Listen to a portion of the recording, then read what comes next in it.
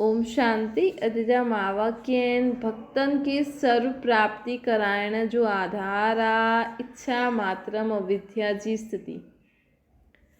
असांजी कोई इच्छा न रहंदी तॾहिं असां ॿियनि खे प्राप्ति कराए सघंदासीं। 31:77 जा महावाक्य आहिनि। पंहिंजे खे हाईएस्ट अथॉरिटी सम्झंदा आहियो। हाईएस्ट अथॉरिटी पंहिंजी प्योरिटी जी पर्सनैलिटी खे ॼाणंदा आहियो। पंहिंजी अविनाशी प्रॉपर्टी खे बाप द्वारा प्राप्त करे संपन्न अनुभव कंदा आहियो। असांजी प्रॉपर्टी कहिड़ी? आत्मा जी ज्ञान गुण शक्ति। इनखे प्राप्त करे संपन्न थी विया आहियो या अञा ताईं प्राप्त करो था। इन पुराणी दुनिया में अल्पकाल जी हद जी पढ़ाई, हद जी पोजीशन जी अथॉरिटी सम्झंदा आहियो। उन्हनि जे अॻियां तव्हां सभिनि जी ऑलमाइटी अथॉरिटी बेहद जी ऐं अविनाशी आहे। हिन पुराणी दुनिया में जो हद जी पढ़ाई, हद जी प्रॉपर्टी, हद जी पोजीशन जी अथॉरिटी दुनिया में माण्हू सम्झंदा आहिनि न।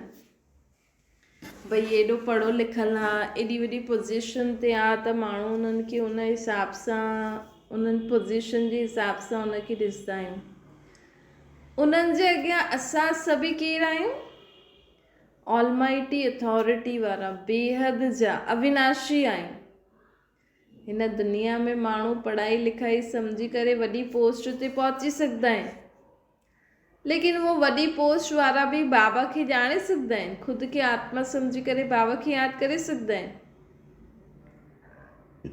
त असां केॾी वॾी अथॉरिटी वारी आहियूं, असां केॾी वॾी पोजीशन वारा आहियूं कि असां स्वयं खे ऐं बाप खे ॼाणियो आहे। असांजी बुद्धि एॾी सुठी आहे कि असां बाबा खे ऐं बाबा जे ज्ञान खे सम्झियो आहे ऐं उनखे धारण करे हलूं था। त ईअं अथॉरिटी में सदा रहंदे हुए हर कर्म कंदा आहियो। बाप दादा हर ॿार खे बेहद जो मालिक ठाहींदो आहे। बाप दादा हर ॿार खे बेहद जो मालिक ठाहींदो आहे। बाबा असांखे केॾो पूरे विश्व जो मालिक तो ठाहे न। बेहद जे मालिकपन में बेहद जी ख़ुशी रहंदी आहे। पंहिंजी ख़ुशी जे खज़ाने खे ॼाणंदा आहियो। भई अॼुकल्ह जा माण्हू त हिन दुनिया में वॾी पोजीशन में आहिनि, उहो बि थोरो बहुत कुझु प्राप्त आहे, लेकिन असांखे त पूरे विश्व जा मालिक था ठहूं। स्वर्ग में सभु माण्हू चईंदा न कि असां विश्व जा मालिक आहियूं, कि असांजो भारत आहे। असांजो भारत मतिलबु उन्हनि जो ई सोने जी दुनिया हूंदी।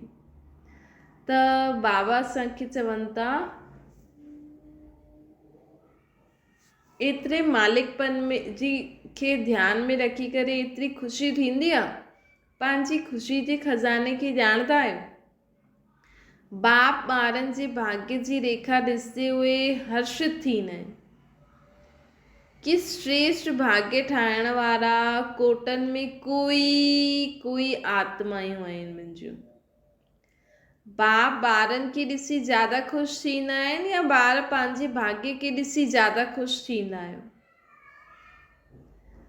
त केरु ज़्यादा हर्षित थींदो आहे? तव्हां पंहिंजे भाग्य खे ॾिसी हर्षित थींदा आहियो या बाबा असांखे ॾिसी हर्षित थींदा आहिनि? हाणे अहिड़ी श्रेष्ठ आत्मायूं आहियो जो असांजे हर कर्म चरित्र जे रूप में गायल आहिनि। असां अहिड़ी श्रेष्ठ आत्माएं आहियूं कि असांजा हर कर्म न चरित्र जे रूप में गायल आहिनि। हर चरित्र जी हाणे ताईं बि पूजा थींदी रहंदी आहे। असां हर कर्म बाबा जी यादि में कंदा आहियूं त असांजे हर चरित्र जो गायन बि थींदो आहे, पूजन बि थींदो आहे। हाणे ताईं बि भगत माण्हू तव्हां दर्शनी मूर्त जो हिकु सेकेंड दर्शन करण लाइ तड़पनि था। अहिड़े भक्तनि जी तड़पन अनुभव कंदा आहियो? भक्तनि खे प्रसन्न करण लाइ दिलि में रहम ऐं कल्याण जी शुभ भावना हुजणी खपे। असां ॿियनि खे भक्तनि खे प्रसन्न कॾहिं करे सघंदासीं जॾहिं असांजे मन में रहम भाव कल्याण भावना हूंदी। भक्तनि खे प्रसन्न करण जो साधन कहिड़ो आहे उनखे ॼाणंदा आहियो? भक्तनि खे तव्हां देवताउनि द्वारा प्राप्त थियण जी भक्तनि खे तव्हां देवताउनि द्वारा छा प्राप्त करण जी इच्छा आहे? भक्तनि खे त पतो न आहे इहे मूर्ति में रहण वारा किथे आहिनि न, लेकिन असां त पूरो ज्ञान खे सम्झियो आहे न कि इहे ई देव आत्मायूं असां आहियूं। असांजी ई मूर्तियूं माण्हू ठाहे करे पूजनि था। जीअं कंहिंखे पंहिंजे पूर्व जन्म जी यादाश्त अची वेंदी आहे न, ईअं असांखे बाबा असांजे पूर्व जन्मनि जी यादाश्त ॾियारई अथई। हाणे असां सम्झी विया आहियूं कि भगत इन देवी देवताउनि खे पूजनि था यादि करनि था, लेकिन इहे चैतन्य में त असां आहियूं, मतिलबु असां सां ईअं चवनि था। त भक्तनि खे तव्हां देवताउनि द्वारा छा प्राप्त थियण जी इच्छा आहे इनखे ॼाणंदा आहियो? छा घुरंदा आहिनि भक्त? भक्तनि जी सर्व प्राप्ति करण जो आधार आहे भक्तनि जी भावना। भक्त जेकी बि प्राप्ति कंदा आहिनि न उहो हुन भावना अनुसार कंदा आहिनि कि केतिरो भावना उहो हुन देव देवी में रखी करे हलनि था। जीअं न कोई ॿार चईंदो आहे न मां मम्मी खे चयो आहे मम्मी ज़रूरु वठी ईंदी, त कीअं बि करे मम्मी हुनजी इच्छा पूरी करण लाइ कंदी आहे न। त उअं ई बाबा चवनि था भक्तनि जी भावना ई सर्व प्राप्ति करण जो आधार आहे। भक्तनि खे सर्व प्राप्ति करण जो आधार असांजी इच्छा मात्रम अविद्या। उहा त जॾहिं भावना रखंदा ऐं असां कॾहिं उन्हनि खे ॾेई सघंदासीं जॾहिं असां इच्छा मात्रम अविद्या हूंदासीं। जॾहिं स्वयं इच्छा मात्रम अविद्या थी वेंदा तॾहिं ई अन्य आत्माउनि जी सर्व इच्छाऊं पूर्ण करे सघंदा। बाबा चवनि था इच्छा मात्रम अविद्या अर्थात संपूर्ण शक्तिशाली बीज रूप स्थिति। इच्छा मात्रम अविद्या कहिड़ी स्थिति थींदी आहे? संपूर्ण बीज रूप स्थिति। जेसि ताईं मास्टर बीज रूप न ठहींदा बीज जे बिना पतनि खे कुझु प्राप्त न थींदो आहे। त पहिरियों बीज रूप स्थिति खे धारण करो बाबा खे यादि करे, पोइ तव्हांजी उहा बीज रूप अवस्था बाबा खे जॾहिं असां यादि कंदासीं त असांजी सर्व इच्छाऊं ख़तमु थी वेंदियूं।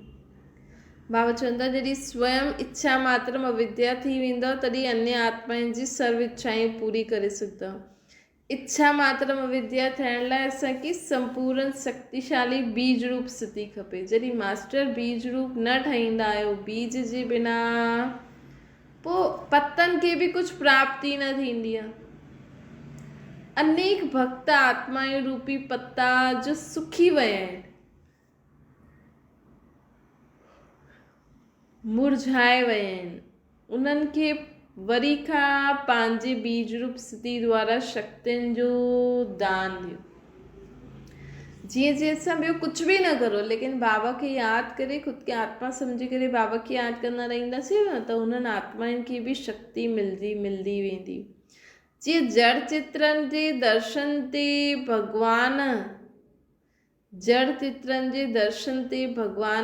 भक्तनि जी क्यू लॻंदी आहे न, उहा असां चैतन्य में बि असांजे भक्तनि जी क्यू अनुभव थींदी आहे।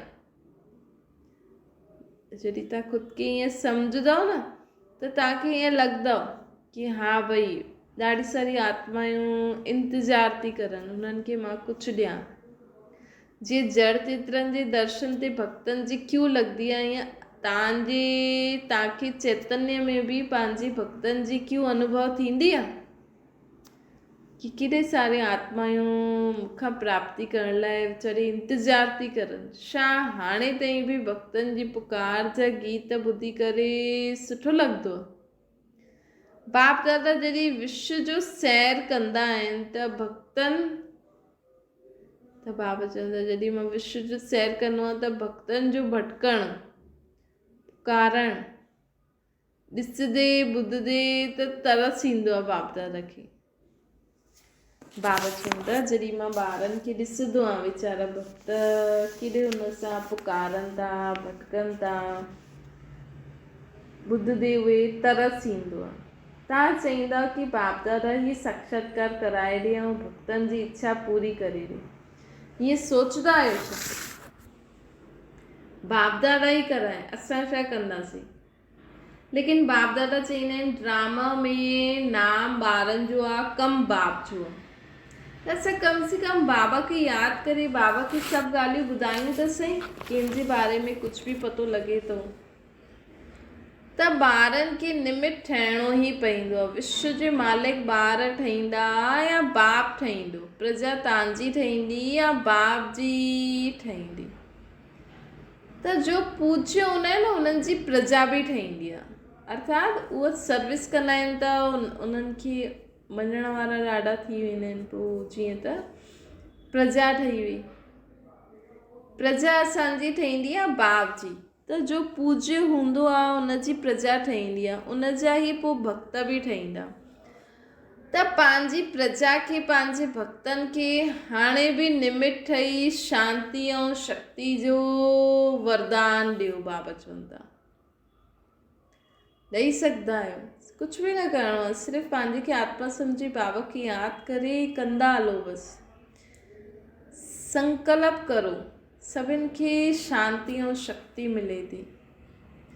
सभी आत्माउनि जो भटकणु बंदि थो थी वञे, सभी आत्माउनि जी बुद्धि मन बुद्धि संस्कार ठीक तो थींदो वञे। त बाबा चवनि था जीअं बाप ॿारनि जे अॻियां प्रत्यक्ष थियो उअं ई हाणे तव्हां इष्ट देव बि पंहिंजे भक्तनि जे अॻियां प्रत्यक्ष थियो। जीअं बाप असांजे अॻियां प्रत्यक्ष थिया आहिनि न, उअं ई तव्हां इष्ट देव बि पंहिंजे भक्तनि जे अॻियां प्रत्यक्ष थियो। त बाबा हाणे चवनि था जल्दी जल्दी तयार थी करे पंहिंजे भक्तनि जे अॻियां प्रत्यक्ष थियणो आहे असांखे। देवता व देवी अर्थात ॾियण वारो। त विधाता जा ॿार विधाता ठहो, पंहिंजे लाइट क्राउन, पंहिंजो लाइट क्राउन ॾेखारे में ॾींदो आहे। रतन जड़े ताज हिन लाइट जे ताज जे अॻियां कोई वॾी ॻाल्हि कोन्हे, अर्थात पवित्रता जे ताज जे अॻियां रतन जड़े ताज कोई वॾी ॻाल्हि न आहे। जेतिरो जेतिरो संकल्प बोल कर्म में प्योरिटी खे धारण कंदा वेंदव ओतिरो, बाबा चईंदा आहिनि जेतिरो संकल्प बोल कर्म प्योरिटी खे धारण कंदा वेंदव, जेतिरो संकल्प बोल कर्म प्योरिटी खे धारण कंदा रहंदा ओतिरो लाइट जो क्राउन असांखे सर्व खे स्पष्ट ॾेखारे में ॾींदो। बाप दादा भी सभी ॿारनि खे नंबरवार क्राउन में ॾिसंदा आहिनि। जीअं भविष्य जे राज जे ताज भी नंबरवार हूंदा हूअं हिते भी नंबरवार आहिनि। त पंहिंजे नंबर ॼाणंदा आहियो, नंढो ताज आहे या वॾो ताज आहे? जज ताज आहे या सभिनि जे मथां सभिनि जे मथे ते ताज आहे? त सभिनि जे ताज आहे त सभिनि जे मथां जॾहिं बाप जा ॿार ठहिया त पवित्रता जी प्रतिज्ञा कई, मतिलबु ताज त बाबा असां जॾहिं पवित्रता जी प्रतिज्ञा कई न त तॾहिं सभु ॿारनि खे मिली वियो। त रिटर्न में असां पवित्रता जी प्रतिज्ञा कई त रिटर्न में बाबा असांखे ताज ॾेई छॾियईं। ॿुधायो न, ऑलमाइटी अथॉरिटी जा ॿार ठहिण सां अर्थात अलौकिक जन्म थियण सां असांखे ताज तख्त तिलक जन्म सिद्ध अधिकार जे रूप में प्राप्त थी वेंदो। जॾहिं असां बाबा खे बाबा चयो न उन समय असांखे बाबा विश्व सेवा जी ज़िम्मेवारी जो ताज ॾेई छॾियईं। पंहिंजो ब्रुकुटी तख्त बाप जो दिल तख्त मिली वियो, ॿियो तिलक मिली वियो, आत्मा स्मृति जो तिलक मिली वियो। ईअं पंहिंजे भाग्य जे चमकते हुए सितारे खे ॾिसंदा आहियो। अगर सदा पंहिंजे भाग्य ऐं भाग्य विधाता जे गुण ॻाईंदा, अगर सदा पंहिंजे भाग्य ऐं भाग्य विधाता जा गुण ॻाईंदा रहंदव त सदा गुण संपन्न थी वेंदा। चलो इहो बि सहज करे छॾियईं बाबा, सदा पंहिंजा ऐं बाप जा गुणगान ई कंदा रहो त तव्हां संपन्न ठही वेंदा। त बाबा चवनि था पंहिंजी कमज़ोरियुनि जा गुण न ॻायो, भाग्य जा गुण ॻाईंदा रहो। बाबा चवनि था प्रश्न में पार थियण प्रसन्नचित ठहे। प्रश्ननि सां पार थियण मतिलबु प्रसन्नचित थियण। जैसे ख़ुदि जे प्रति कोई न कोई प्रश्न, अगरि असांजे मन में कोई न कोई ख़ुदि जे प्रति प्रश्न आहे, कीअं करूं, छा करूं, तेसिताईं ॿियनि खे बि असां प्रसन्न न करे सघंदासीं। सम्झो, हाणे पंहिंजो न सोचो, भक्तनि जो ज़्यादा सोचो। जॾहिं असां भक्तनि खे या सर्व खे सकाश ॾींदासीं न त ख़ुदि खे आपे ई मिली वेंदी। हाणे ताईं वठणो जे लाइ न सोचो, ॾियण जो सोचो, कोई बि इच्छा पंहिंजे प्रति न रखो हाणे, लेकिन अन्य आत्माउनि जी इच्छाउनि खे पूर्ण करो। कोई बि इच्छा हाणे पंहिंजे प्रति न हुजणी खपे। बाबा चवनि था हाणे कोई बि इच्छा पंहिंजे प्रति न रखो, लेकिन अन्य आत्माउनि जी इच्छा पूर्ण करण जी सोचो। जॾहिं असां सदा ई सर्व जे भले जे लाइ, सर्व जे कल्याण जे लाइ सोचंदासीं न त असांजो बि भलो थी वेंदो ऐं उन्हनि जो बि थी वेंदो। त असांखे ज़िम्मेवारी जो बाबा ॾिनी अथई विश्व सेवा जी। तव्हां चईंदा असां त सेंटर ते मुरली न ॿुधाए सघंदा आहियूं, कंहिंखे कोर्स न कराए सघंदा आहियूं, ॿाहिरि सेवा वञी न करे सघंदा आहियूं, त तव्हांखे जो बाबा विश्व सेवा जो ताज ॾिनो अथई उहो कीअं उन सां कीअं छा कंदव, कीअं ॿियो अधिकार सां उनखे पको कंदव, न त उतरी वेंदो। त मन सां सेवा करो। तव्हां सां जो बि घर गृहस्थी में संबंधी आदि मिलनि था उन्हनि खे कोई न कोई ज्ञान जी पॉइंट ॿुधाईंदा रहो। असांखे परमात्मा ईअं चईंदो आहे, असांखे बाबा परमात्मा ईअं चईंदो आहे, असां परमात्मा खे बाबा चईंदा आहियूं। संकल्प सां केतिरी सेवा करे सघंदा आहे। सॼो ॾींहुं इहे ई हर घंटे में सोचो सभिनि जो ई भलो थिए, इहे बि त सेवा थी वई न। त हिन रीति हाणे ख़ुदि जो ई न सोचो, सभिनि आत्माउनि जे बारे में सोचो। अच्छा, बाबा चवनि था अहिड़ा साक्षात बाप समान साक्षात्कार मूर्त,